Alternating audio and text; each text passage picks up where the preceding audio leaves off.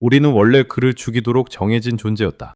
우리는 제사장적 종족이며 이 제사장 종족, 멜기세덱의 종족으로서 우리의 역할은 제사장이 되는 것이다. 그리고 한 종족으로서 우리의 운명의 책에 기록되어 있었다. 우리가 예슈아를 죽일 것이라고. 이것을 세상의 기초가 놓이기 전에 보게 되었을 때 에녹이 이것을 보여주었다. 나는 사우나에 있었고 영 안에서 시간을 보내고 있었다. 나는 이전에 다니던 헬스장에서 그것을 자주 했고 하나님과 약속이 있었다. 내가 깊은 황홀경에 빠지기 전에 너무 오래 있으면 하나님이 나를 끌어내 주시기로. 그래서 나는 깊은 명상 상태에 들어갔다. 아무도 없었고 에녹이 나타나 나를 데리고 갔다. 나는 창조의 원형 물질을 보았다. 그것은 초록빛을 띤 진동하는 에너지처럼 보였다. 그리고 나는 한 가지 신비를 보았다. 세상의 기초가 놓이기 전에 어린 양이 죽임을 당했다는 것.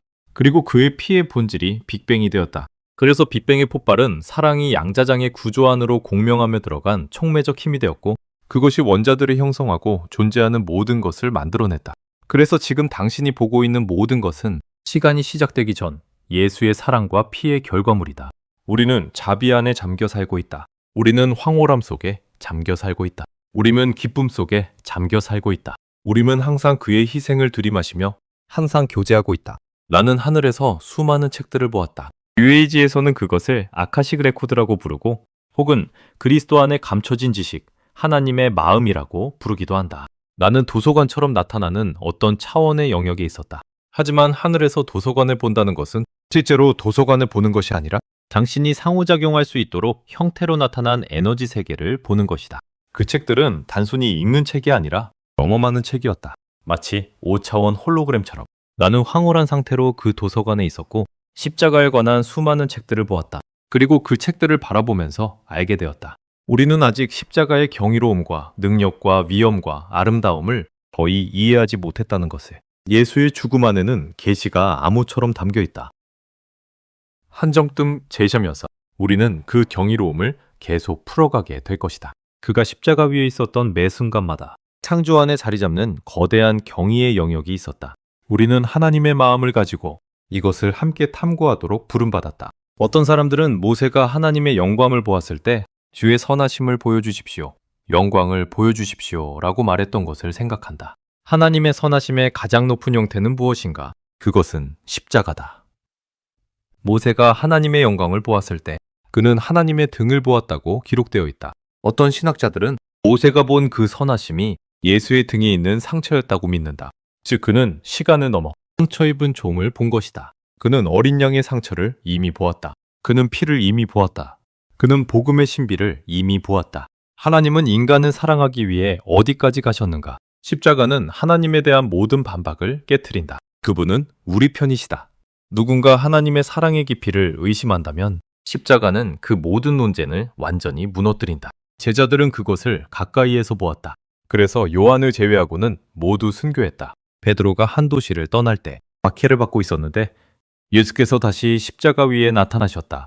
그리고 말씀하셨다. 다시 한번 나는 십자가에 못 박히러 왔다. 베드로는 그것이 자신의 차례라는 것을 알았다. 그래서 그는 도시로 돌아가 붙잡히도록 내버려 두었다. 그리고 말했다. 나는 예수처럼 십자가에 달릴 자격이 없다. 나를 거꾸로 못 박아라. 그래서 그는 거꾸로 십자가에 못 박혔다. 안드레도 자신의 십자가를 보며 말했다. 오 십자가여, 내가 얼마나 너를 사랑했는지, 얼마나 너를 갈망했는지. 십자가의 신비는 이것이다. 당신도 그와 함께 십자가 위에 있었다는 것. 이제 여기서부터는 신비적이고 깊은 영역이다. 당신은 이미 흔적 스티그마를 가지고 있다. 당신의 손에도 이미 상처가 있다. 갈라디아서 2장 20절은 이렇게 말한다. 나의 옛 자아는 그리스도와 함께 십자가에 못 박혔고 더 이상 살지 않는다. 그의 십자가의 못이 나를 그와 함께 못 박았다. 이제 이 새로운 생명의 본질은 더 이상 나의 것이 아니다.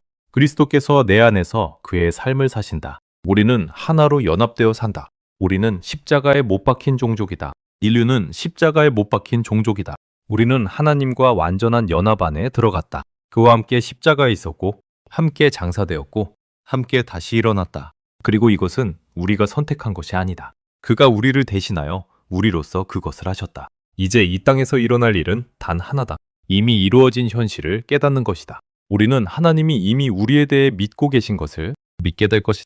우리는 하나님이 이미 우리를 어떻게 보고 계시는지를 보게 될 것이다. 우리는 흔적을 가진 종족이다. 스티그마라는 말은 당신이 따르는 신의 상처를 의미하다. 이 단어는 고대 사원과 군대에서 온 용어로 사람들이 자신이 따르는 신이나 장군의 표시, 즉 흔적이나 문신을 몸에 새겼던 것에서 유래했다. 그래서 바울이 말한 것이다. 나는 내 몸에 그 흔적을 지니고 있다. 즉, 내가 따르는 신에 상처를 지니고 있다는 뜻이다. 어떤 사람들은 바울이 황홀경 가운데 실제로 보이는 스티그마를 가졌다고 믿는다. 나도 그렇게 믿는다. 나의 옛 자아는 그리스도와 함께 십자가에 못 박혔고 더 이상 살지 않는다. 그의 십자가의 못이 나를 그와 함께 못 박았다. 우리는 함께 십자가에 못 박혔다. 한 번은 내가 영국의 한 교회에서 설교할 때였다. 그곳에서 들은 이야기인데 카리스마틱 부흥 시기에 어떤 가정 모임 전체가 스티그마를 경험했다고 한다. 하지만 그것은 보이지 않는 스티그마였다. 때로는 보이지 않는 스티그마를 경험할 수 있다. 상처의 고통을 느끼지만 겉으로는 아무도 볼 수 없는 것이다. 나는 이것이 너무나 소중하고 거룩하다고 느낀다. 왜냐하면 그것은 하나님과의 황홀한 연합을 경험하는 것이기 때문이다. 그런데 아무도 그것을 모른다. 그것은 너무나 황홀하다. 어떤 번역에서는 이렇게 말한다. 우리는 그와 함께 매달렸다. 즉, 우리는 예수와 함께 매달려 있었다는 것이다. 그래서 당신이 십자가를 볼 때 당신도 그 위에 있는 것이다. 어떤 복음주의자들은 예수가 없는 십자가를 좋아한다. 가톨릭은 예수가 달린 십자가를 사용하는데 나는 그게 좋다.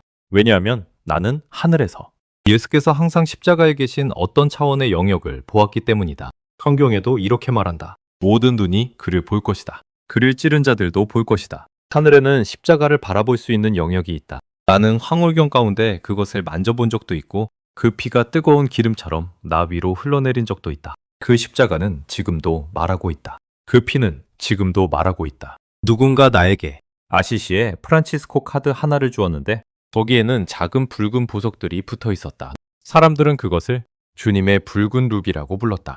만약 누군가에게 상처를 나타나면 그것을 귀한 보석처럼 여겼다. 바울도 이것을 알고 있었다. 빌립보서 3장 10절에서 그는 이렇게 말한다. 나는 그를 알고 싶다. 그의 부활의 능력을 경험하고 그의 고난에 참여하며 그의 죽음을 본받고 싶다.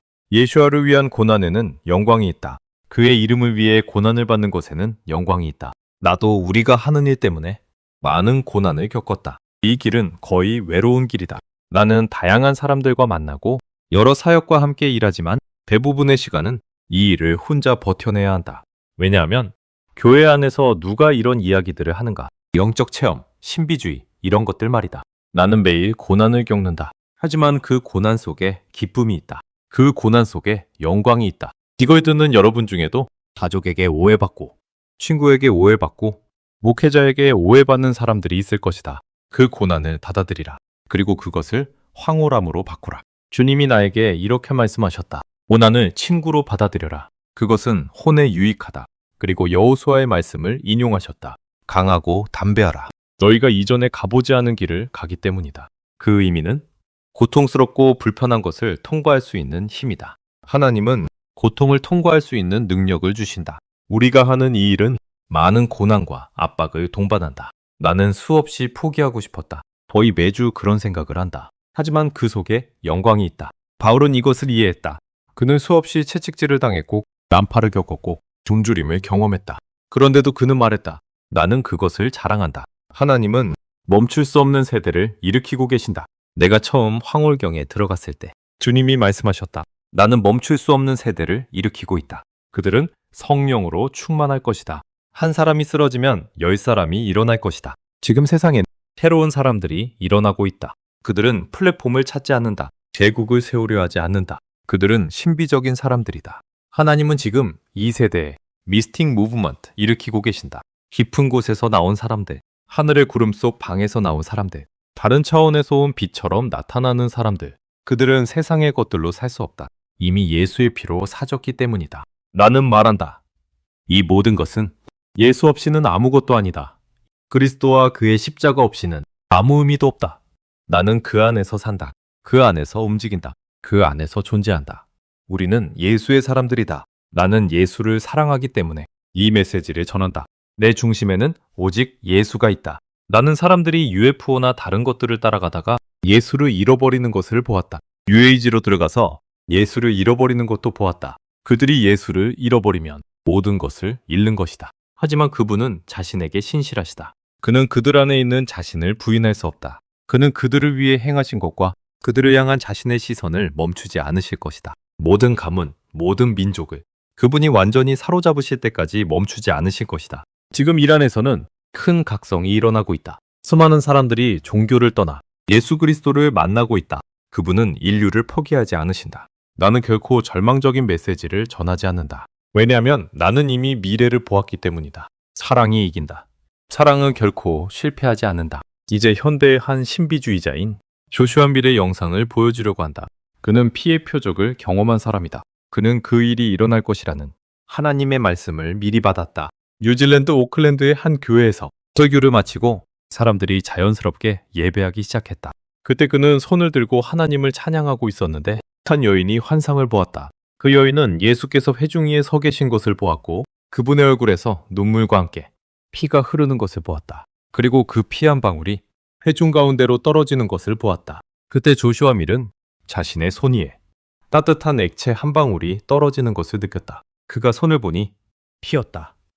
그것은 그의 몸에서 나온 것이 아니라 외부에서 떨어진 것이었다. 그 피는 나중에 붉은색의 영광의 가루처럼 변했다. 그리고 하나님은 그 피와 하나님의 영광 사이의 연결을 그에게 말씀하셨다. 그 순간 집회에는 거룩한 경외감이 임했고 예배는 더 깊어졌다. 많은 사람들이 회개하며 나아왔고 치유가 일어났다. 나는 그를 개인적으로 알고 있다. 그는 정직한 사람이다. 나는 실제로 그와 함께 있었을 때 그의 몸에 금이 나타나는 것을 보았다. 한쪽은 나에게도 묻었고 그는 온몸이 금으로 덮였다. 그의 머리카락에서도 금이 계속 떨어졌다. 하지만 나는 말한다. 우리는 아직 아무것도 보지 못했다. 지금은 하나님이 더 깊이 들어오라고 부르시는 시간이다. 신비주의자는 깊이 들어가는 사람이다. 우리는 평범한 교회로 만족하지 않는다. 짧은 예배로 만족하지 않는다. 우리는 깊은 곳을 원한다. 당신 안에는 이미 깊은 곳이 있다. 그것은 외부의 메시지나 시스템이 필요 없다. 그리스도 안에 있는 당신, 당신 안에 계신 그리스도, 그것이 새로운 창조다. 당신의 몸은 새로운 포도주 부대이고 그분은 그 포도주다. 하나님은 시스템 중독에서 벗어나 그분과의 신비적 연합 속으로 들어가는 세대를 찾고 계신다. 매일 그분을 호흡하고 매일 연합 가운데 사는 삶이다. 지금 세상은 의식이 깨어나고 하나됨을 깨닫고 있다. 하지만 그 어떤 것도 그리스도보다 높은 것은 없다. 그분이 드러나실 것이다. 모든 민족이 돌이키고 기억하게 될 것이다. 우리는 원래부터 그분 안에 있었다. 하나님은 사랑의 사람들 위해 이 놀라운 일들을 부으신다. 하지만 이것을 돈이나 사역 도구로 사용하면 안 된다. 그것은 순수한 사랑과 황홀함이어야 한다. 초대교회 사도들은 심하게 채찍질을 당했지만 기뻐하며 돌아갔다. 그들은 예수의 이름을 위해 고난받는 것을 영광으로 여겼다. 초대교회에서는 많은 사람들이 순교했다. 심지어 어떤 날에는 아이들까지 포함해 수백 명이 죽임을 당했다. 그런데 놀랍게도 그 광경을 보던 사람들이 갑자기 앞으로 나와 나도 그리스도인이다라고 외쳤다. 그들은 죽음을 두려워하지 않았다. 기쁨과 찬양 속에서 죽음을 맞이했다. 나는 그런 삶을 원한다. 진짜를 원한다. 하나님은 그의 신부를 깨우실 것이다. 그녀는 그와 같은 모습이 될 것이다. 사랑과 겸손과 자비로 그분을 닮게 될 것이다. 베드로는 말했다. 그리스도의 이름 때문에 비난을 받는다면 너희는 복이 있다. 하나님의 영광의 영이 너희 위에 머물러 있기 때문이다. 우리가 가장 큰 박해를 받았을 때 하나님은 나에게 나타나셨다. 나는 사역을 잃고 외심을 당하고 매일 울었다. 그때 하나님은 나에게 에녹을 소개하셨다. 지금 많은 사람들이 서로 공격하고 있다. 하지만 나는 그렇게 살지 않을 것이다. 새 창조의 소리는 사랑이다. 우리는 이미 그분 안에서 발견된 존재다. 우리는 그분에게서 나왔다. 그분은 우리를 사랑하신다. 이 모든 것은 지식이 아니라 사랑으로 완성된다. 바울은 말했다. 나는 아무것도 알지 않기로 결심했다. 오직 그리스도와 십자가만. 하나님은 다시 영광을 나타내실 것이다. 다윗이 춤췄던 것처럼 사람들이 황홀 속에서 춤추게 될 것이다. 그리고 마지막으로 이 모든 것의 중심은 단 하나다. 사랑이다.